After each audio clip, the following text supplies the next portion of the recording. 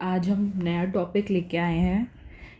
बहुत ही hot and debatable topic है, how the influencers are redefining our cultural capital in this digital era.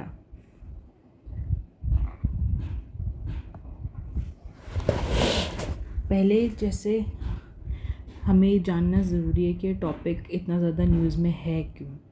हम जैसे हमारे पास एक क्वेश्चन आया अगर सोसाइटी में, तो हम we can start with our answer with giving something which is in news related to that topic, which gives the evaluator the impression कि हम इस दिन दुनिया में जो चल रहा है उससे बहुत कनेक्टेड है और हमें उससे रिलेटेड न्यूज़ पता है, तो एक पॉजिटिव नॉलेज का फीडबैक लूप जनरेट होता है।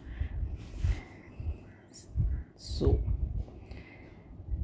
recent emergence of tier 2 and tier 3 digital influencers, content creators जो कि स्मॉलर टाउन से हैं, जैसे कि आजकल वीडियोस बन रही है people from the villages, especially women. ये लोग कंटेंट क्रिएशन में आए हैं। They are making long form videos, vlogs, shorts, reels. अभी रिसेंट एग्ज़ाम्पल था, एक इंसान था विलेज का जो बहुत ही हम्बल बैकग्राउंड से था, but he was able to reach the Wimbledon. Then regional cities, what are these making? They are making profound impact on the dynamics of digital influence and cultural capital in India. अब cultural capital क्या होता है? ये एक ऐसा asset है जो non economic है, जैसे कि जो ह्यूमन डेवलपमेंट में हमें मदद करते, जैसे एजुकेशन हो गया, हमारी लैंग्वेज हो गई, हम अपनी कल्चर की कितनी नॉलेज रखते हैं। एलीट इंस्टीट्यूशंस हो गए, जैसे कल्चरल वैलिडेशन मिलती है जिससे हमको, जैसे कि फिल्म, टेलीविज़न इंस्टीट्यूट्स हो गए, दूरदर्शन हो गया, ये सब हमारी कल्चरल कैपिटल है। देन टीयर 2 इन्फ्लुएंसर्स का राइज कैसे, जैसे सिटीज़ लाइक जयपुर, पटना, सूरत, गुवाहाटी एक्सेट्रा, जिनकी लार्ज सोशल मीडिया फॉलोइंग है, बट वो अपने रीजनल रूट्स को नहीं भूलते हैं, वो उसको और प्रेजेंट करते हैं। That's why they are gaining the attraction. Then platform access, जैसे कि YouTube, Instagram etcetera, they have democratize the content creation. It is no more centered around the tier 1 cities and the elite class. Then how are they redefining? They have first decentralized taste and influence. पहले urban centric था, जैसे मैंने बोला कि सफिस्टिकेशन दिखाता था ये वो, but people are taking pride in their own regional और रूरल आइडेंटिटीज़, जैसे कि Life of Pooja, Kiran Devla, also Saurav Joshi, I guess. Yes. Then vernacular as cultural power, वो यूज़ करते हैं vernacular language, जिससे people, more the number of people are able to connect themselves, they can relate to it, they can feel to it. They are representing their daily life hustles and the problems they are facing and how they are tackling with the family issues. Then maybe people are able to relate much more to them. Then revival of folk and traditional traditions, जैसे कि village cooking channels, they have crossed 30 million plus subscribers. Then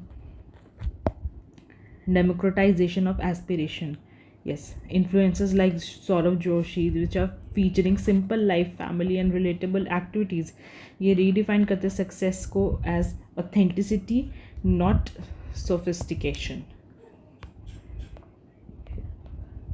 Then what are the implications for it? First comes cultural democratization. ये हम legitimise करते हैं diverse views, aspects को, customs को, cultures को, और सिर्फ एक मेन स्ट्रीम नहीं बना देते हैं, हम पार्टिसिपेटिव अप्रोच को अडेप्ट करते हैं। Second is economic empowerment. 80% जो creators हैं on ShareChat and Moj. They are from tier 2 and tier 3 cities. They are able to utilize it to create more money, and which is also leading to their financial empowerment. Then third is changing political landscape. The tier 2 influencers become digital opinion makers. Of course it comes now with its own set of challenges also, कि ये opinion makers तो हैं, but at the same time they are acting as echo chambers for misinformation also. This also we need to keep in mind. Then bridging the urban rural divide. They are creating shared national identity. You need to use these keywords in your answers. That will fetch you more marks. That will create an impression that yes, you are studying for civil services and you have the vocabulary of a civil servant. Then challenges में हम देखेंगे. First is digital divide. आपको पता ही है कितने कम लोगों के पास access है टू द इंटरनेट. वहाँ पे भी जेंडर में भी डिवीजन है इंटरनेट एक्सेस में. For boys it is around 78% and for women, for male it is 78% internet penetration, whereas for women it is around 47%. So digital divide है. Even within that we have digital gender divide also. Then we have algorithmic bias. Social media एक algorithm को follow करता है, वो उसको social media then again acts like a echo chamber. Then clickbait, sensationalization of the content, media trials. Then अभी बहुत ज़्यादा news में था कि ये जो फेक फाइनेंशियल एडवाइसेस देते हैं, then fake doctors, nutritionist, health experts, उससे भी हम सबको बच के रहना है. Then they also create stereotype and tokenism. Rural culture sometimes showcased as exotic rather than authentic. Then commodification of culture. Local rituals और practices को हम ओवर सिंप्लीफाई कर देते हैं कि बस हमको वायरल होने से मतलब है, उसके कॉस्ट पे क्या हो रहा है, आप अपना कल्चर को कैसे रिप्रेजेंट कर रहे हैं. किसी को से हो सकता है हार्म हो रहा है, आप उससे फ़र्क नहीं पड़ता है कि आपको बस सेंसेशनलाइजेशन की तरफ बढ़ते हुए आप रोड्स पे वीडियो बना रहे हैं, आप दूसरों के प्राइवेसी को रिस्पेक्ट नहीं कर रहे हैं. Then conclusion.